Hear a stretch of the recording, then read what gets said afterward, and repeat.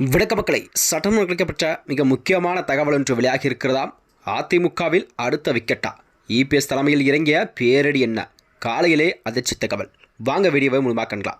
அதாவது தமிழகத்தில் வரக்கூடிய இந்த 2026 சட்டமன்ற தேர்தல் என்பது தமிழகத்தில் வரக்கூடிய அனைத்து கட்சிகளுக்குமே மிக முக்கியமான தேர்தலாக பார்க்கப்பட்டு வருகிறதா.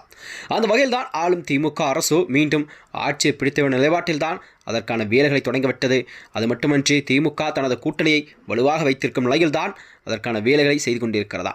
அந்த வகையில் தான் எடப்பாடியாரும் தனது கூட்டணி வலு சேர்க்கும் விதமாகத்தான் பாஜகவுடன் தனது கூட்டணி அறிவிப்பை வெளியிட்டிருக்கிறார். இந்நிலையில் தான் பாமக மற்றும் அமமுக போன்ற கட்சிகள் எல்லாம் அதிமுகவுடன் தனது கூட்டணி வலுவரும் விதமாகத்தான் அதனுடன் கூட்டணி சேர்ந்திருக்கிறதா.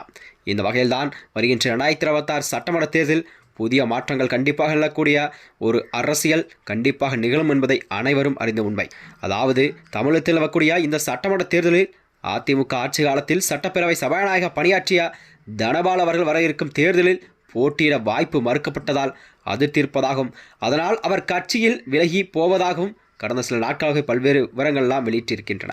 அந்த வகையில்தான் அதாவது இந்த சூழலில் வதந்திகளுக்கு மத்தியில் முற்றுப்புள்ளி வைக்கும் விதமாகத்தான் ஒரு அதிகாரப்பூர்வ அறிக்கை ஒன்று வெளியிட்டிருக்கிறார்.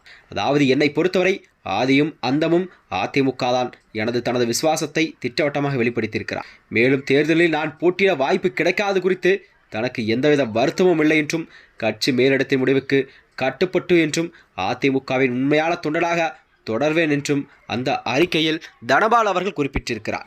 அதாவது தனபாலை பொறுத்தவரை அம்மாவால் அறிமுகப்படுத்தப்பட்டவர் தான் இந்த தனபால் அவர்கள்.